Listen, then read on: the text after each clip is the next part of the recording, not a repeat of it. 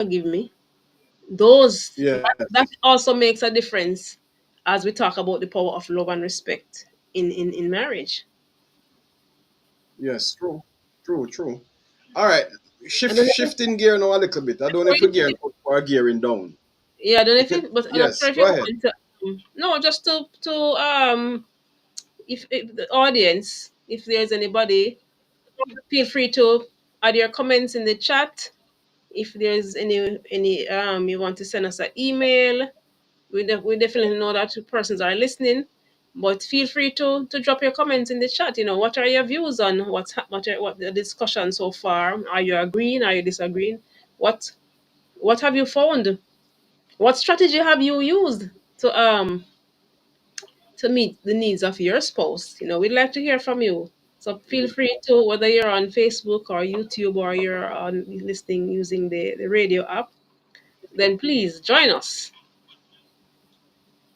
Over to you. Yeah.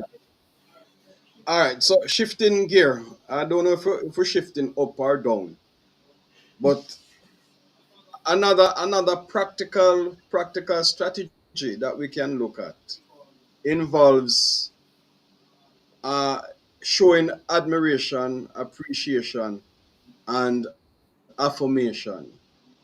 And we can look at it from both sides, from both the husband's and the wife's side. That this particular element is important, and I think I would call it is the humanity in us, right? It is part of what makes us human. I don't know anybody who doesn't like to be admired and appreciated and to be affirmed in some way. Yes, some of us may have more, have a desire more than others, but I think that it is very, very important for us as human beings that we experience some level of admiration, appreciation, and affirmation in our relationships, and more so importantly in our marital relationships. Men, I don't know about men. I know about me. And we spoke about it in possibly one of our past discussions that as a man, the person that I like to be admired by is my wife. The person that I like to be appreciated by is my wife. The person that I love to, give me affirmation is, and I'm not saying that it is not important when other people do it, but there is something very special and something very unique. This happens from your spouse. It takes on a new life. To put yeah, that's what I want to put it. It takes on a new life when that comes from your spouse. Yes, That's Raquel. no, I'm agreeing with you. That's so true. You know, in the same way we talk about the empathy and the affirmation and the affection. Who else? Who else? Mhm. I'm not interested in getting that from anybody else. Yes, yes. As you said, we're not talking about we're from our friends and our church family and our blood family, but we're talking about this unique and important relationship that um two persons have become one, and so why would I now be looking for somebody else to affirm me? Why would I be looking to get that special affection from somebody else? And it's just definitely contradictory.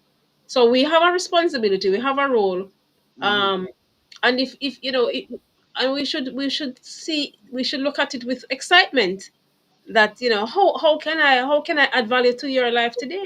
How can I affirm you today? How can I send a message to you that you're important to me, that I love you, that I support you? And um so that's something we should become excited about, and be energized to find ways to send that message. The last time when we had on Steve and Natalie, they spoke about, writing love notes to each other. They spoke about um, tapping into each other's interests and each other's needs to give support to each other.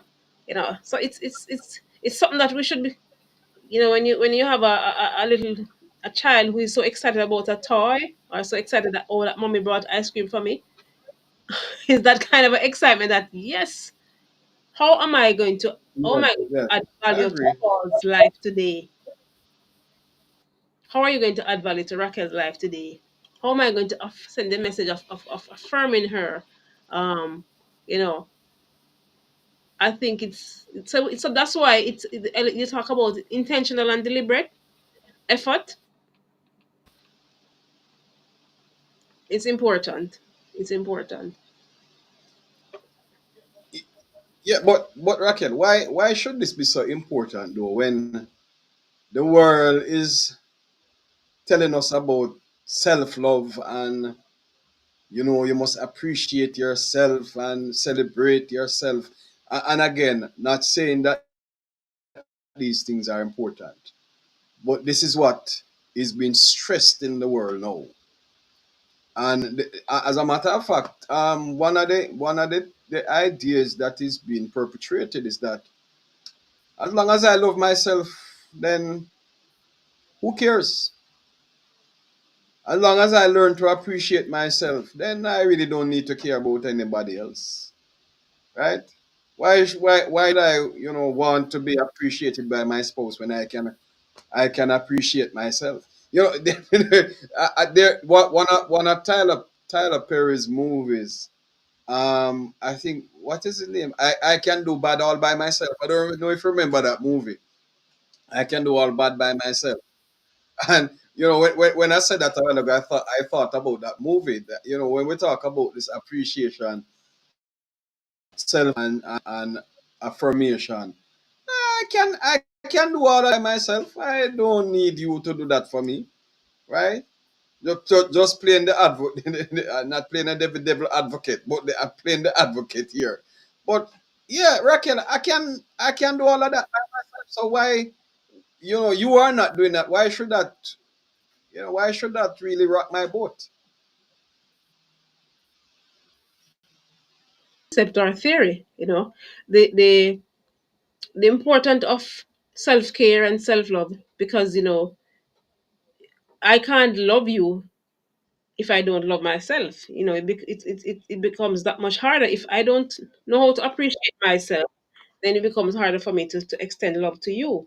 So self love and self care are important, and I can't give from an empty cup. So if I don't know how to stand by myself, if I don't know how to appreciate myself, then it becomes even more difficult to appreciate you and I remember to know that although in marriage we become one, we still remain separate individuals with our own interests, with our own goals. But we also there's also a fusion. So without the without me being able to stand by myself to be independent, then it becomes harder for us to have a union. So it's so the point is important, but you don't want to be bordering now on selfishness. And like I said earlier, if somebody who is contemplating marriage, if some go ahead, You hit the nail right. As my next statement was actually going to be that learning to love oneself and affirming yourself and appreciating yourself. If you are going to do that from a godly place, it does not allow you to be selfish.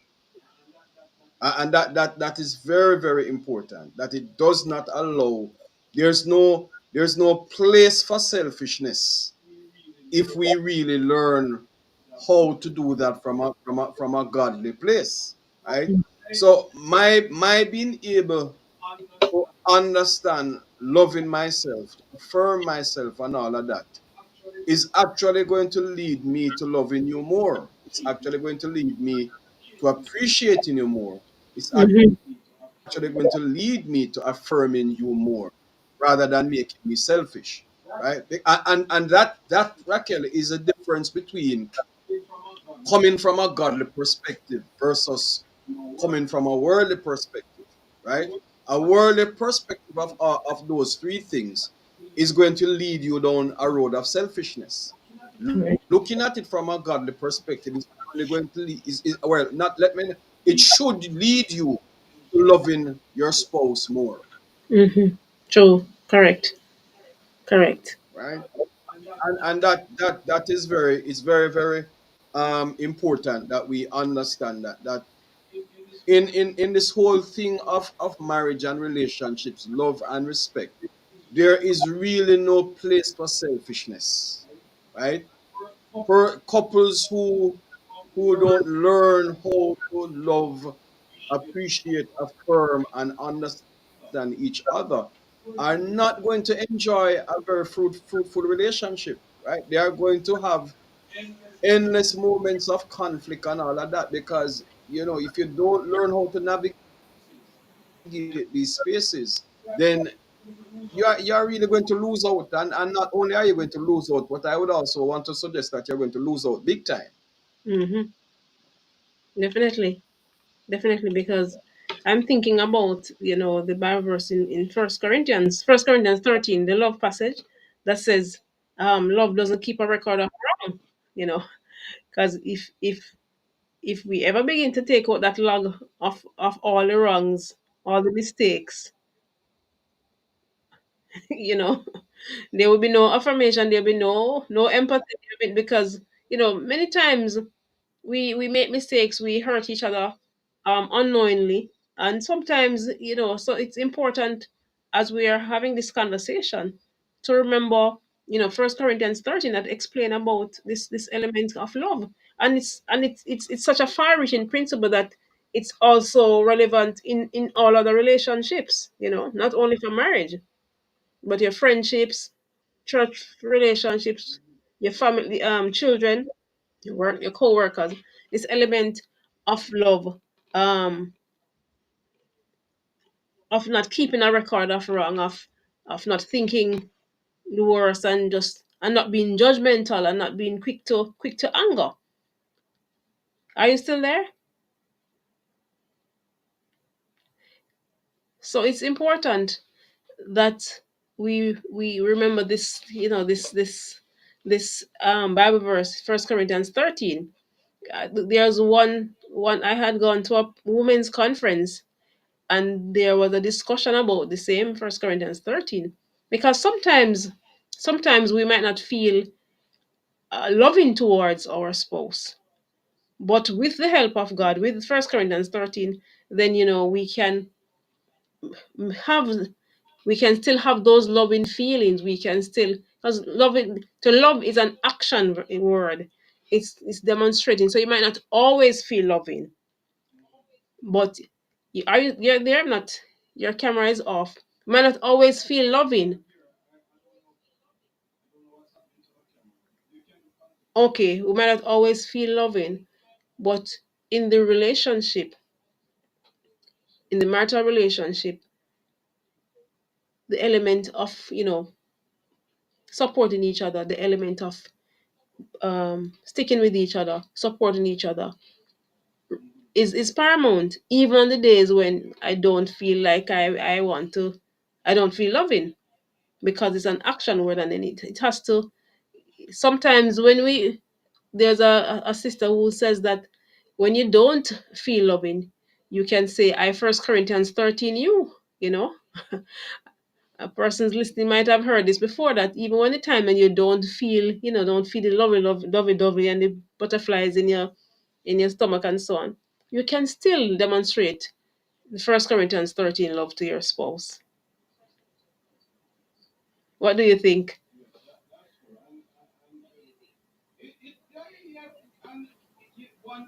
Oh, I'm not hearing you. I'm not hearing you.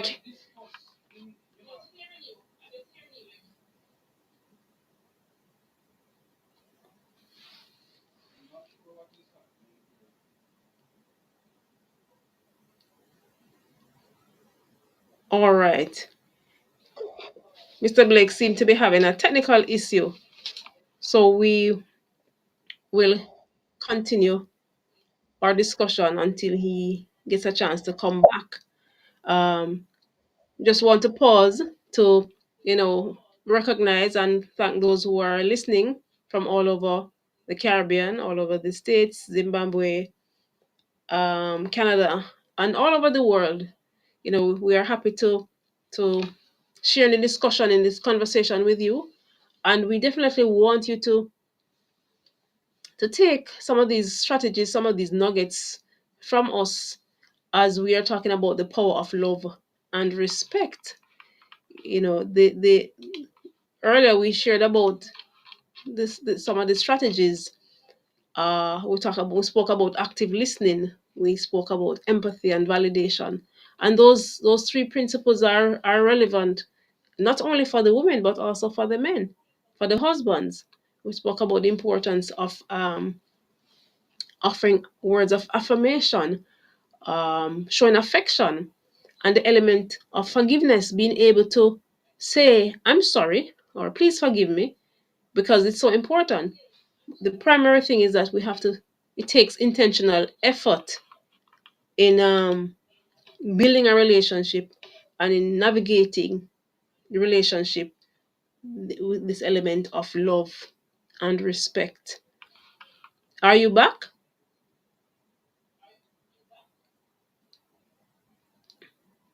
It doesn't seem so.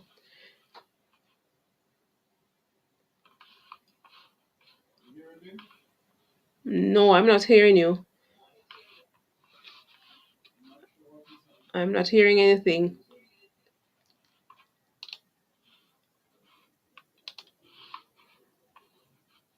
All right. Just want to drop our email address at this time. If you would like to reach out to us, we have another few minutes, a few more minutes to go before we wrap up. But I want to drop our email address at this time, which is levelupyourmarriagecoc@gmail.com. So if you'd like to reach out to us, if you have any ideas to share, if you want to comment, then please feel free to send us an email at levelupyourmarriagecoc@gmail.com. Let's see if Mr. Blake is back.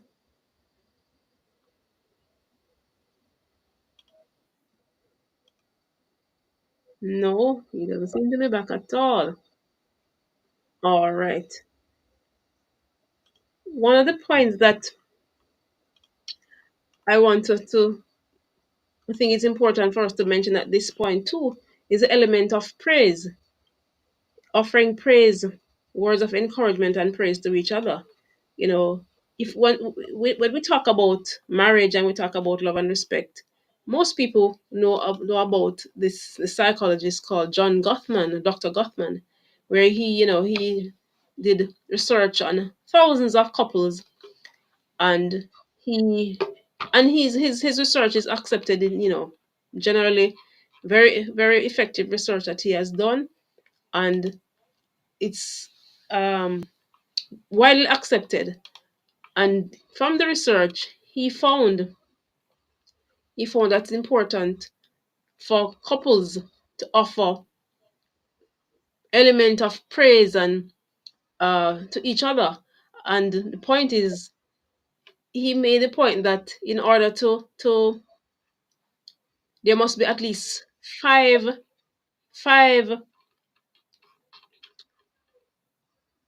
positive interactions for every one negative interaction. So when you have one negative interaction, the point is that you need five positive interactions to counteract that one negative interaction. So it's important for couples to as we talk about love and respect, for partners to feel loved and respected and appreciated, then there must be at least five positive interactions to every one negative interaction. Because of course, we might accidentally hurt each other's feelings, we'll have tense moments, but it's so important that as we're talking about love and respect, that we are mindful that there will be conflicts.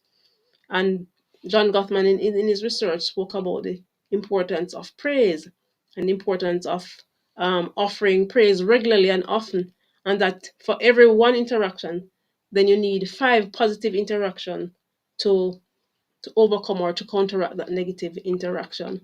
Um, and that's something that we should remember. And this principle is also useful in your relationship with your friends, your coworkers, your parents, and even the children. It's very, very important to remember these things. There are times when where our brains, we remember the negative so much more than we remember the positives. And so that's why it's so important that there be a positive dose of regular doses of positive interaction, as opposed to the negative interactions, which will help to minimize misunderstandings and quarrels in the relationship. Let us see if Mr. Blake is back yet. No, he seemed to be still having some technical difficulties. So we press on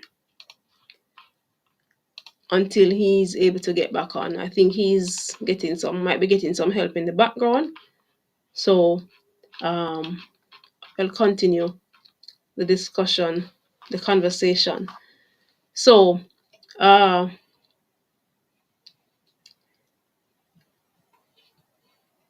as couples, strive for deeper understanding and appreciation of each other's needs, they have to remember that it takes effort, it takes mutual love, respect, and the element of prioritizing active listening, adoration, open communication. We have had previous previous episodes. We spoke about the importance of open communication and the element of being vulnerable with each other, because those are the things that strengthen the emotional connection and deepen the bonds of love and respect. So I would definitely want us to bear that in mind. Um, we had spoken in our previous episode about intimacy, that is so important. So as we are approaching the end of our discussion, and we're talking about, that love and respect has transformational power. It fosters intimacy and, marital satisfaction. And couples should prioritize meeting each other's needs. They should set aside, they should schedule date date nights. They should schedule time when you can get away and be within each other's company, away from the hustle and bustle, so you can develop a deeper sense of connection and mutual understanding and trust and fulfillment. In the same way that we take time to study, in the same time way that we take time for vacation and downtime, couples ought to make time for one another, ought to schedule time so that they can enhance the relationship through love and respect and the element of validation and empathy and active listening. Is there a question? Let me see. I think there's a question in the chat or a comment. What can a spouse do if there's a lack of love and respect? Very good question. That question would lead to another question. It's time to explore what are the causes, what has impacted the relationship where there is no a lack of love and respect. It will require some honesty. It will require some open communication about what is happening in the relationship. Is the relationship riddled with criticism? Is the relationship riddled with a lack of praise and appreciation? Some of the things we spoke about earlier, where is it that there's no time for the relationship? There's no affection being shown in the relationship. Is selfishness the element that is prominent in the relationship, as opposed to love and sacrifice and fair play? So I think it's important that, as this question is posed, if there is lack of love and respect, uh, there will be a further exploration as to why, as to what is happening in the relationship, that is causing this absence of love and respect. And it requires some element, a strong element of honesty. It requires vulnerability, because it takes two, in counseling, in marital counseling, and in relationship counseling, you know A wife might come and say, "Oh, to the session, my husband is doing this, my husband is not doing this," and as the conversation unfolds, it's revealed that the wife is also has a part to play in what's happening. Welcome back, Paul. There's a question that I've read. It says, "What can a spouse do if there is a lack of love and respect?" So I was making the point that there has to be an explanation as to what has caused the absence of love and respect. Um, I spoke about the element that there has to be some honest conversation. There has to be some vulnerability that would cause, and there can't be any blame because it takes two to make a relationship successful. So if there's a lack of love and respect in the relationship, it might require some outside assistance, but it also, most of all, will require the individuals to assess, you know, is selfishness dominant in the relationship? Is there resentment? Is there anger? Is there abuse? Um, and a desire now for change. The desire for change has to be present. What is? Can you hear? Can you participate, Paul?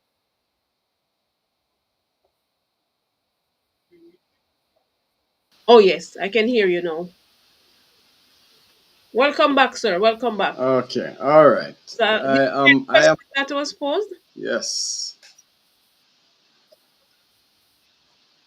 What can I Repeat suppose? that. We have a question in the chat. So we want to get your take on the question. What can a spouse do if there's a lack Oh, of love and respect? well, I think that it is prudent for you to find out why there is a lack of love and respect, because that for me is indicating that there are some underlying issues that are there. It is clear that there are some things that might be unresolved that needs to be explored.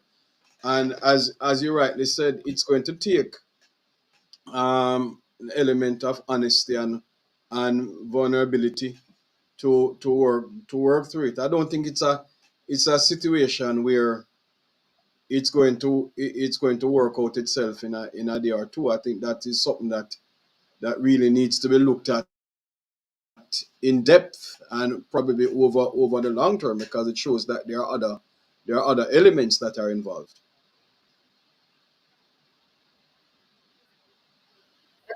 The spouse, it's not the husband only. It's not an issue only for the husband, or it's not an issue only for the wife.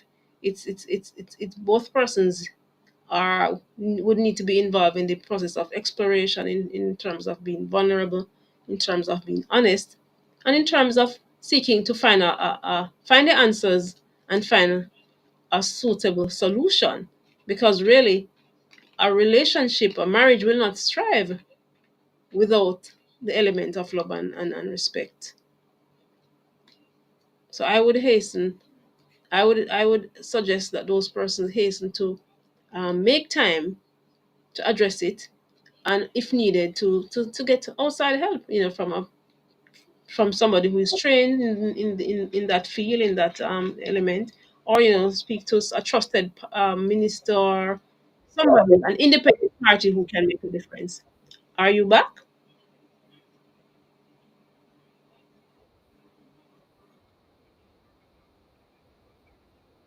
Yes, I can hear you.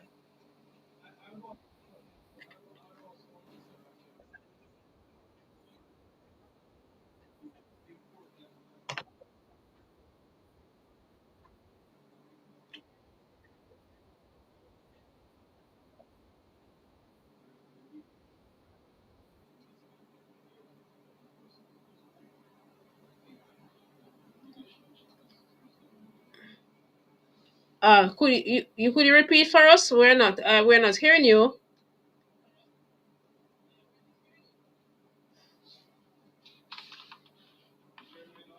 No, no, we're not hearing. I'm not sure what's happening, but Paul was making the point about that the couple should remain hopeful. That's such an important thing. That's such an important factor about being hopeful when challenges come, and they will come in all relationships. The element of being hopeful is, it hope keeps the relationship alive. Hope keeps the fire burning, and that uh, all hope is not lost. All that help is possible. Help is on the way, but it's going to require effort. It require movement to get the necessary help in such a situation. Um, we are we're going to be wrapping up at this point, given some of the technical challenges we're having at this point. So uh, we want to, although Paul is having a technical issue, I know I'm speaking for him.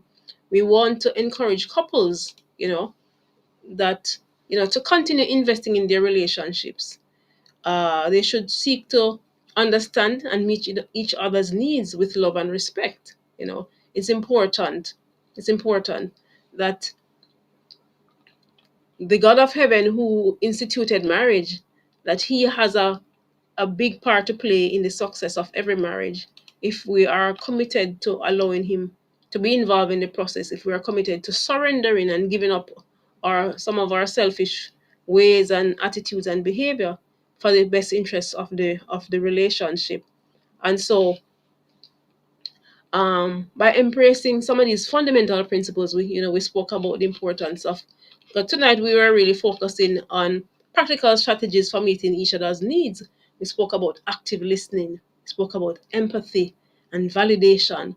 We spoke about the importance of affirmation, using our words and to encourage and to show respect to each other. We spoke about the matter of offering more praise, the 5 to 1 principle from John Gottman, that for every we need 5 positive interactions to counteract at least to counteract negative interactions. And so it's important that throughout the day that you send positive messages, that you make an effort to connect, to be affectionate, to have a mindset that what can I do to empower my spouse today? What can I do to add value to my spouse today? Um, and so, as we wrap up for this evening, I want to tell you thank you for being here with us. We want to encourage you, like I said earlier, encourage all couples to continue investing in their relationship. Be excited about learning more about your spouse, um, and trying to seek to fulfill and to understand first and to fulfill each other's needs through the element of love and respect. And by embracing these principles, then couples can build a marriage that will stand the test of time. You know, Nothing is impossible. Everything is possible with God.